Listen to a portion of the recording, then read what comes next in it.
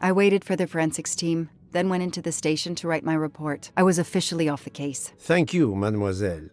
That obviously cannot be the completion of your story. If I might ask a question? Of course.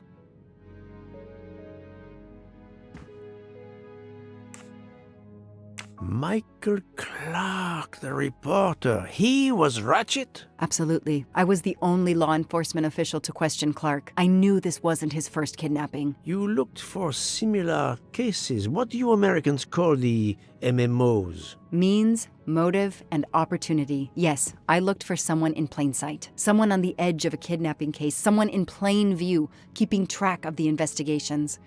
An innocent witness, a concerned neighbor, even another reporter. And eventually you found a name behind an alias. Yes, I found a name. Cassetti, the real name. The real name of the man you call Ratchet is Cassetti. This explains much, mademoiselle, but not all. It explains why she is our number one suspect. But not how she came to be on this train. Attends, she has grown pale. I don't know what's wrong with me. Excuse me, Mr. Poirot.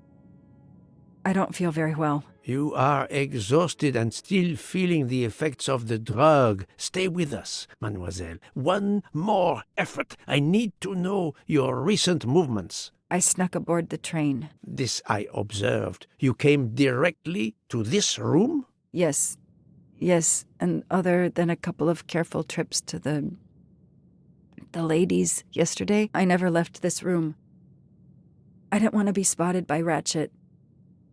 Yesterday, I chatted with my roommate, Miss Schmidt, I think, here in our room. She brought me some dinner. I got very sleepy and nodded off. And now she nods off again. Is this a joke? She must be faking so we can't interrogate her further, Poirot. No, Book. She really seems to have fallen asleep again. It is my fault. She must have been given a dangerous dose of sleeping pills last night. The effects should wear off soon, I hope, but I am afraid asking her to tell us her story was too much for her. Pinch her, Poirot. She's faking. Her eyes are dilated. She is not faking, and there will be no pinching. Dr. Constantine, please stay with her. Monsieur Book, ask the other passengers to gather in the dining car. There are still many questions I need to ask. But all of them together? Won't someone overhear your questioning the others? I will speak softly because I am trained to do so. They will speak softly because they want to. Very well. I will do as you say.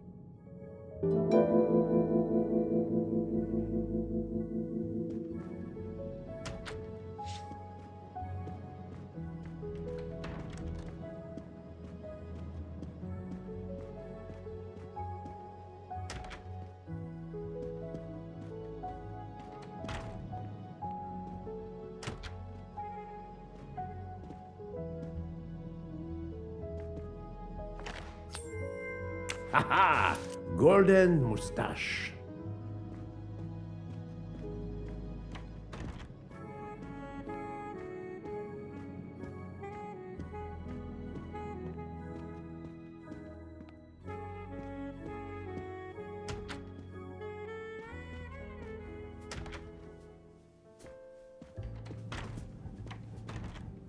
I hope we will be leaving soon.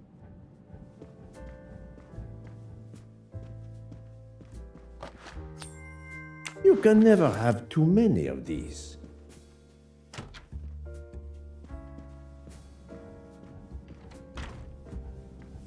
I should go and interview the passengers in the restaurant car.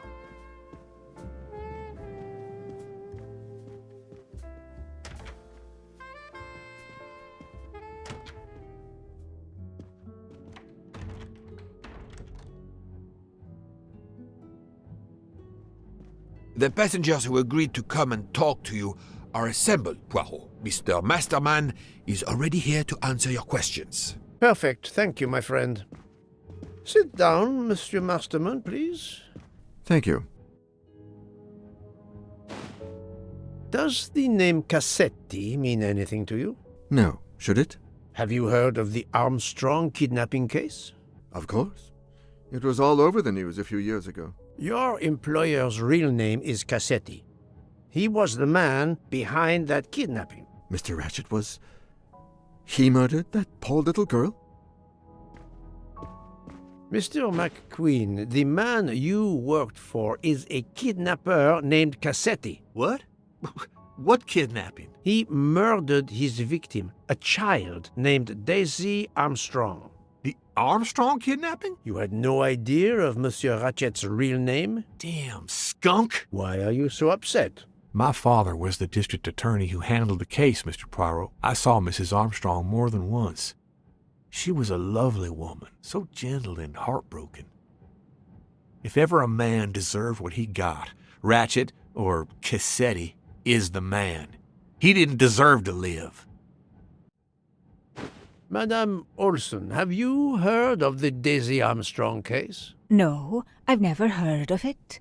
It was only 2 years ago. It was famous. Maybe so, but it was not famous in Spain, where I have been helping the refugees from Africa. You've never heard the name Daisy Armstrong? No, never. Daisy Armstrong? No. No. No! No! Yes. It was all over the English tabloids before I went to Jordan. A horrific crime that claimed the lives of an entire family and their wrongfully accused nanny. That's right, isn't it? Quite so. I thought the culprit had been punished. Some might say that the culprit was punished last night. Oh, my heavens. May I ask you a few more questions? Yes, of course. You read about the crime, as you said, in the tabloids. Yes, that's right. For weeks, news of the royal family was eclipsed. Have you ever been to the United States, mademoiselle? No, never. Jordan was really my first trip abroad.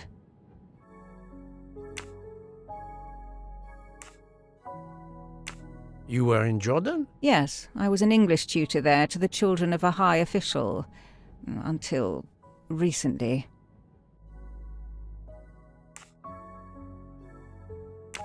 What is your relationship to Captain Arbuthnot? Who? A former soldier traveling with us. You must have met him. Ah, yes, I met him on the platform in Istanbul. We only had a brief exchange of pleasantries, nothing more. British Reserve and all that. Ah, the British Reserve. Yes, with this I am familiar.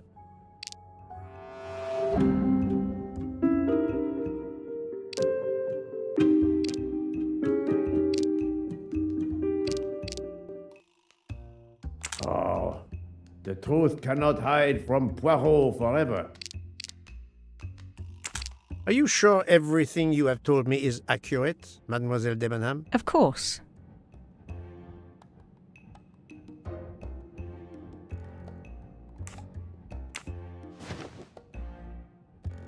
Mademoiselle, I know that you met Captain Arbuthnot at the Tocatlion Hotel. You were spying on me. I am very attentive to my surroundings. It helps in my profession. Well, it's your word against mine. I had occasion to be of some assistance in recovering Captain Arbuthnot's train ticket. While searching his room, I also discovered one of your earrings. Whatever your relationship may be to the good captain, I doubt it has anything to do with British Reserve. You will not tell me your secret, mademoiselle? I can't. I don't know what you mean. Poirot, Miss Debenham's got nothing to do with this business. Nothing. Do you hear?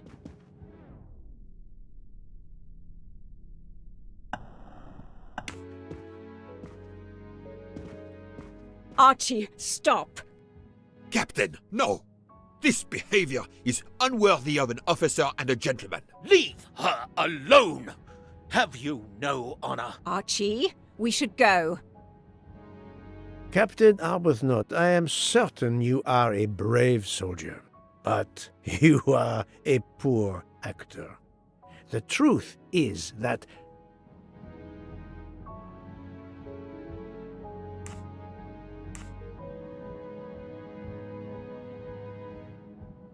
forgive me, but your chivalry is like the smoke screen from your e-cigarette. What?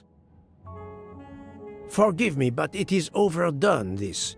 And I ask myself, what is your gallantry really hiding? And what does it have to do with the murder?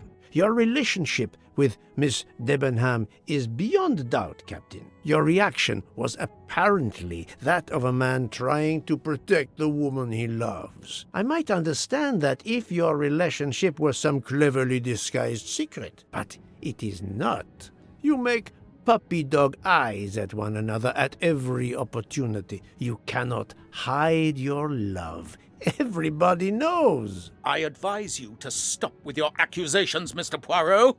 I'm going to escort Miss Debenham back to her compartment. Make of that what you will. The captain and Mademoiselle Debenham are obviously adamant about not revealing their relationship, but this scene convinced me there is more that is not so obvious. This murder has everyone on edge. In my 25-year career, I have never seen such madness aboard the Orient Express. I understand, my friend. The more we learn, the more perplexing this train ride becomes. But we have other clues to pursue. What do you have in mind? The broken watch on Monsieur Ratchet's wrist, for example, and the handkerchief found near the body. Who does that belong to? This little drama we have just witnessed has not put you off the scent. Far from it, my friend. Will you return to your watch over Mademoiselle Locke? Yes, I will. Dr. Constantine can probably use a break. Good. Au revoir, Poirot.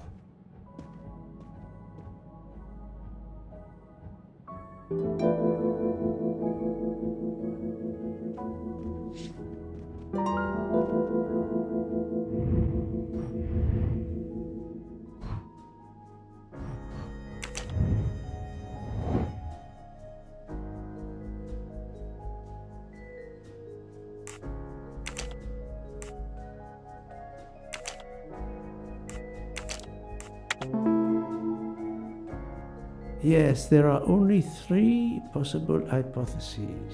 The watch has been tampered with, or it is out of adjustment, or it indicates the time of the murder.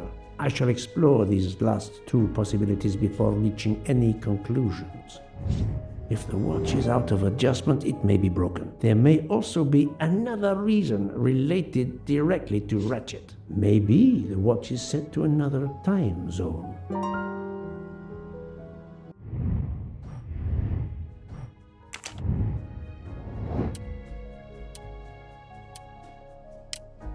The watch was not defective because the second hand is still moving. I'm right again. That happens to me a lot.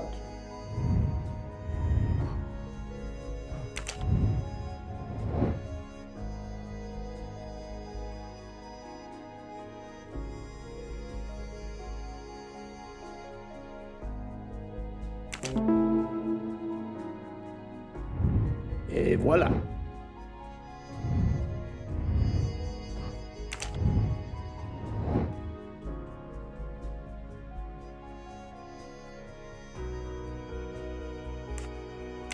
Yes.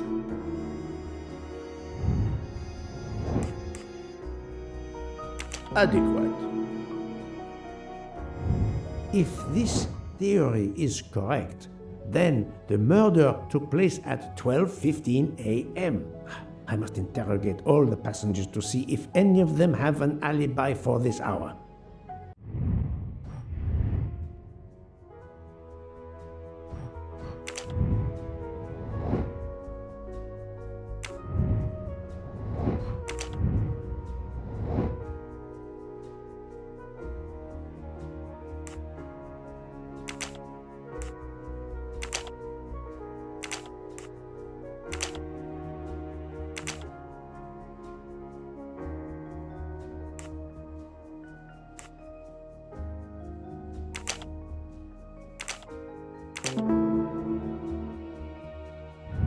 That's the right answer.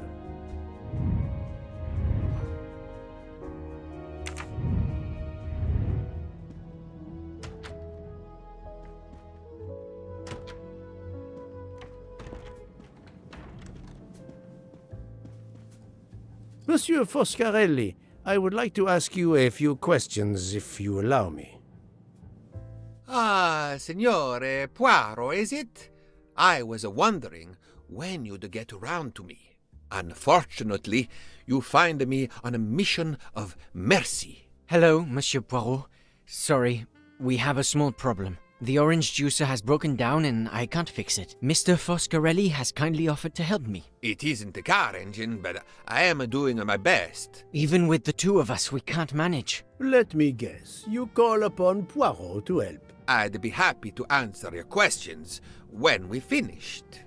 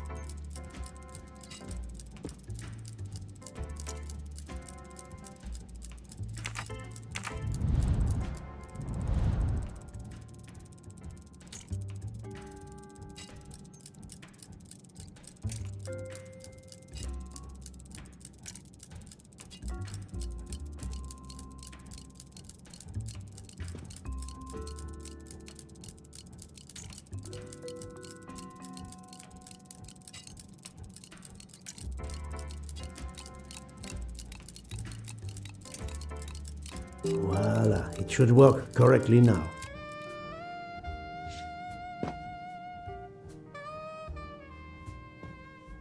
Bravo! I should stick to automobiles. Well, now we can talk calmly. Monsieur Foscarelli, is it? Antonio Foscarelli, delighted, Monsieur Poirot. You have, of course, heard about Ratchet's murder last night. Oh, naturally. It is all anyone is talking about. Have you ever been to the United States? Yes, it has been a primary market for our cars for the last 10 years. You remember the Armstrong case? Armstrong? The name, yes? It was a little girl. A baby, was it not? Yes, a very tragic affair. Did you know that Cassetti, the kidnapper, was actually Ratchet? Oh, no. Then he deserved to die. I mean, wouldn't you agree? Can you tell me your movements on the night of the murder? I went to bed right after dinner, but I slept very badly. My roommate, Mr. Masterman, had a toothache. Oh, he moaned all night. It woke me up several times. Did you hear anything or notice anything unusual? No, nothing that I can think of. I stayed in my bed all night. Well, thank you, Mr. Foscarelli. I'm sorry I couldn't help more, Signore. I remain at your disposal if you should need me. Thank you so much, Monsieur Poirot. I can put orange juice back on the menu.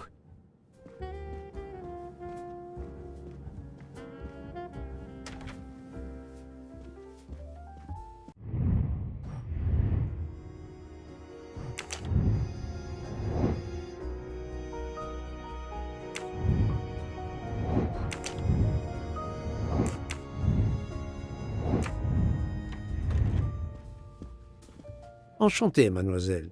You are Hildegard Schmidt? I am, Jawohl. And you, I know, are Herr Poirot. Correct. May I ask you for a few minutes of your time to answer a few questions? With pleasure, but first may I ask for your help? Why does this not surprise me? I don't know. I am at your service, Fraulein. My mistress, Princess Dragomirov, has asked me to open this traditional Matryoshka doll. There is a trinket inside she must retrieve. Madame, in my experience, each Russian nesting doll simply pulls apart to reveal the next one inside. Indeed. Yet try it for yourself. As you wish. Ah, you are a gentleman.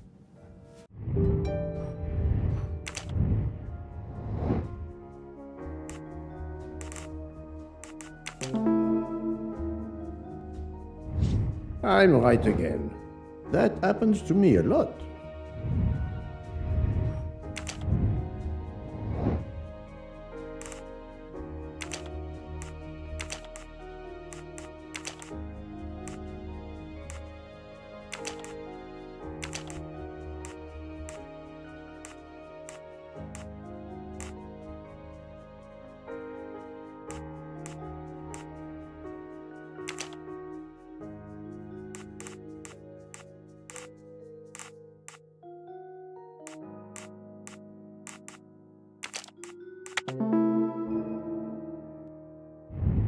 That was easy.